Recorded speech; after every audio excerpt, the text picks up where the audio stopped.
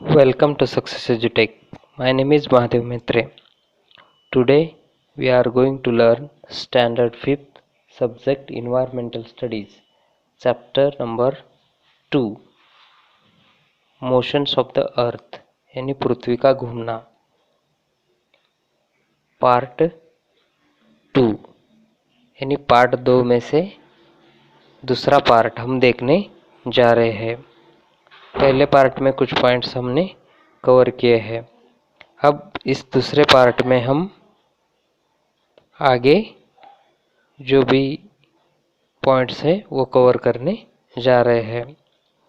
तो चलिए शुरुआत करते हैं। सनसेट एंड सनराइज यानी सूर्योदय और सूर्यास्त कैसे होता है, एक्सपेरिमेंट के द्वारा हम देखने जा रहे हैं। Try this, stick a red bindi on the globe, set up the previous model of the globe and the candle. यानी कि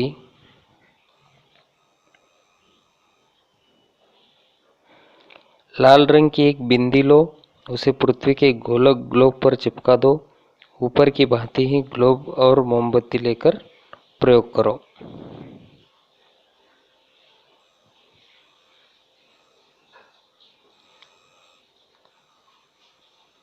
turn the globe anti clockwise, note when it is sunrise, noon and sunset at the location of the bindi.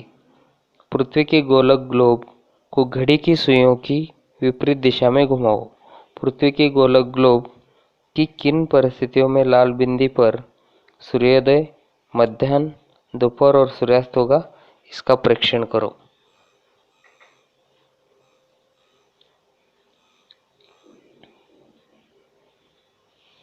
After one sunrise, note when the next one occurs at the bindi. You will see that this happens when the earth completes one rotation, that is when it makes one complete turn around itself.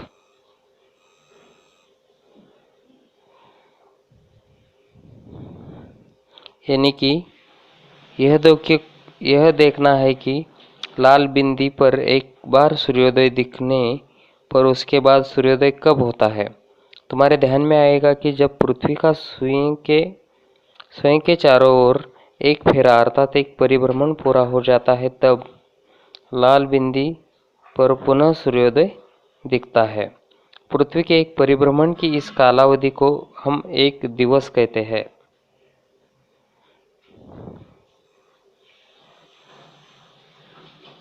The period of the time that the earth takes to complete one rotation is called a day.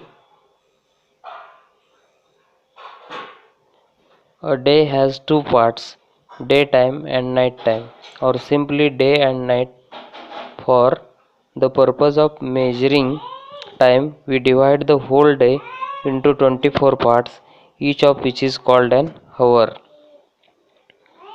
पृथ्वी के एक परिभ्रमण की इस कालावधि को हम एक दिवस कहते हैं। एक दिवस में एक दिन और एक रात जैसे दो भाग होते हैं। काल मापन के लिए एक दिवस की कालावधि को हम 24 समान भागों में बांटते हैं। प्रत्येक भाग को एक घंटा यानी 1 आवर कहते हैं।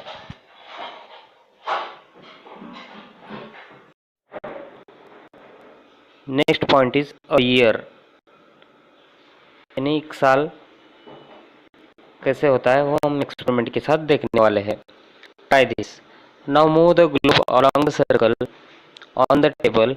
As you do this, keep rotating the globe and ensure that the axis does not change its orientation. Eventually, the globe will come back to its original place on the circle.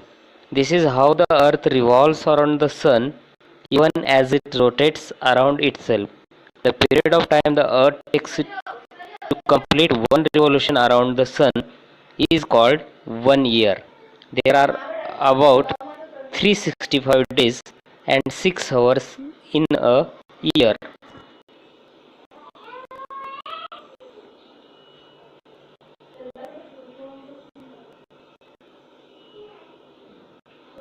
यानी यहाँ पर अब पृथ्वी के globe को मेज पर बने वृत्त के ऊपर ही आगे खिसकाओ। ऐसा करते समय पृथ्वी के ग्लोब को निरंतर घुमाते रहो और इस बात की सावधानी रखो कि अक्ष की दिशा में परिवर्तन न हो।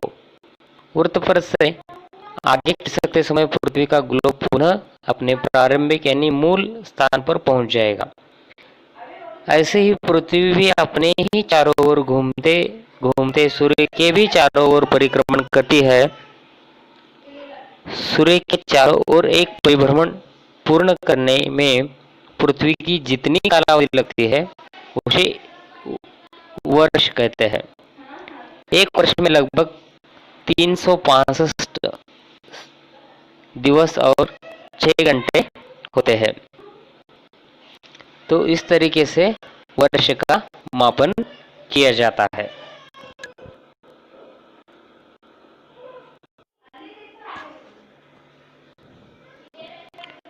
अब अगला पॉइंट हम देखने जा रहे हैं। पॉइंट का नाम है the phases of the moon, यानी चंद्रमा की कलाएं। उसमें से पहला है the full moon and the new moon, यानी पूर्णिमा और अमावस्या। कैसे,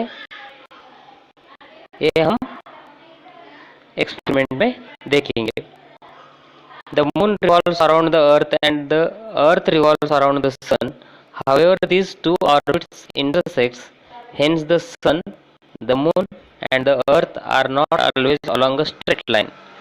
यानी चंद्रमा पृथ्वी का परिक्रमण करता है और पृथ्वी सूर्य का परिक्रमण करती है, परंतु ये दोनों परिक्रमण कक्षाएं एक दूसरों को प्रतिच्छेदित करती है। अतः सूर्य, चंद्रमा तथा पृथ्वी सदैव एक ही सीधी रेखा में होंगे, ऐसा नहीं होता।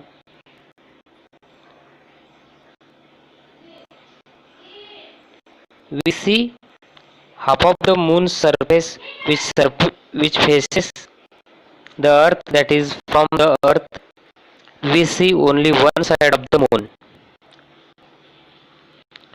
हमें पृथ्वी से चंद्रमा के पृष्ठभाग का पृथ्वी की ओर का केवल आधा भाग दिखाई देता है, अर्थात पृथ्वी से हमें चंद्रमा का केवल एक भाग ही दिखता है। The moon has no light of its own. We can see the moon because of the sun's light that falls on it. यानी चंद्रमा स्वयं प्रकाशित नहीं है, चंद्रमा पर सूर्य का प्रकाश पड़ने के कारण वह पृथ्वी से हमें दिखता है। On a full moon night, we see the entire side of the moon that faces the earth. On a new moonlight, we cannot see any of it. पूर्णिमा के रात में हम चंद्रमा का पृथ्वी की ओर वाला पूरा भाग दिखता है। अमावस्या के दिन चंद्रमा का कोई भाग हमें नहीं दिखता। From the full moon to the new moon, the illuminated part of the moon seen from the earth becomes smaller and smaller.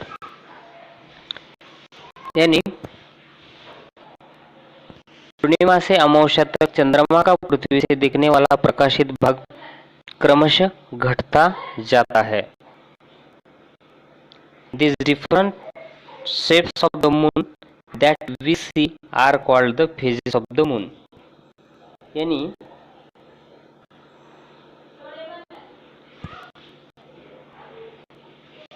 अमावस्या से पूर्णिमा तक वह पुनः क्रमशः बढ़ते जाता है।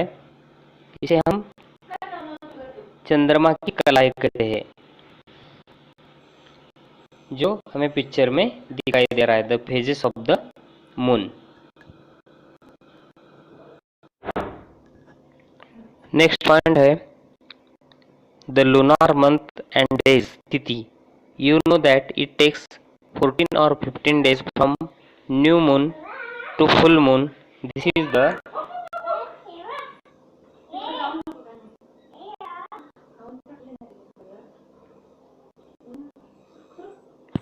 is the fourth night of the waxing moon. After the full moon, the moon appears smaller and smaller, and after 14 to 15 days, it is new moon again. अमावस्या से पूर्णिमा तक की 15 दिनों की कलाएं तुमने हम सभी ने देखी है। अमावस्या से पूर्णिमा की स्थिति में आने के लिए चंद्रमा को 14 से 15 दिन लगते हैं। इस पखवाड़े को शुक्ल पक्ष कहते हैं। This period is the fortnight of the waning moon. Thus the period of one new moon to the next of 28 to 30 days, it is called the lunar month. Every day of the lunar month is called तिथि। इस कालावधि को चंद्रमास कहते हैं। अमावस्या से पूर्णिमा तक अथवा पूर्णिमा से अमावस्या तक के प्रत्येक दिन को चंद्रमास की तिथि कहते हैं।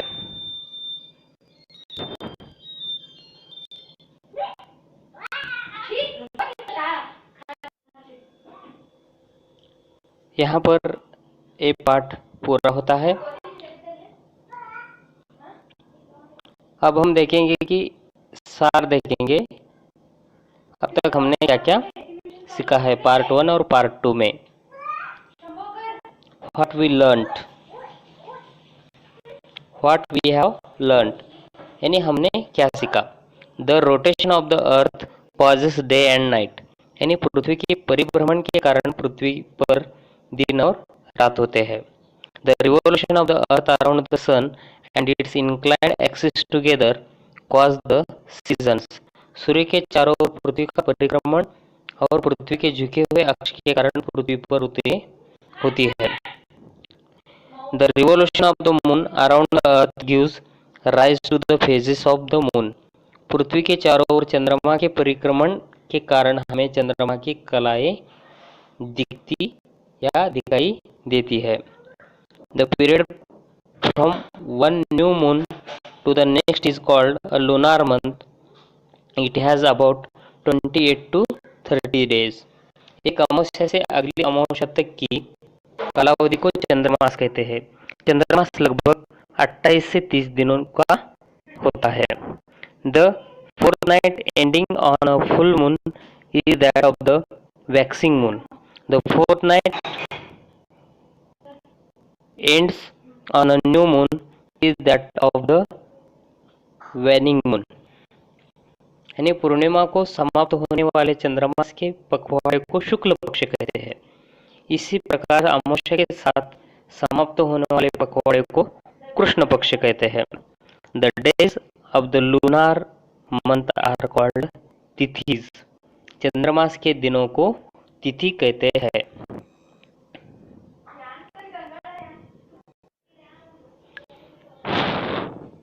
Always remember, the rotation of the earth gives rise to day and night.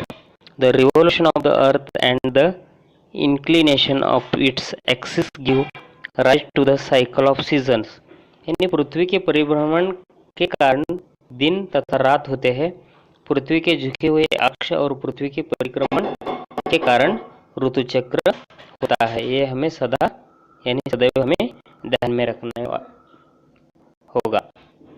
इसी के साथ ये पाठ यहाँ पर पूरा हो चुका है। I hope you enjoyed this 2 sessions 2 lectures.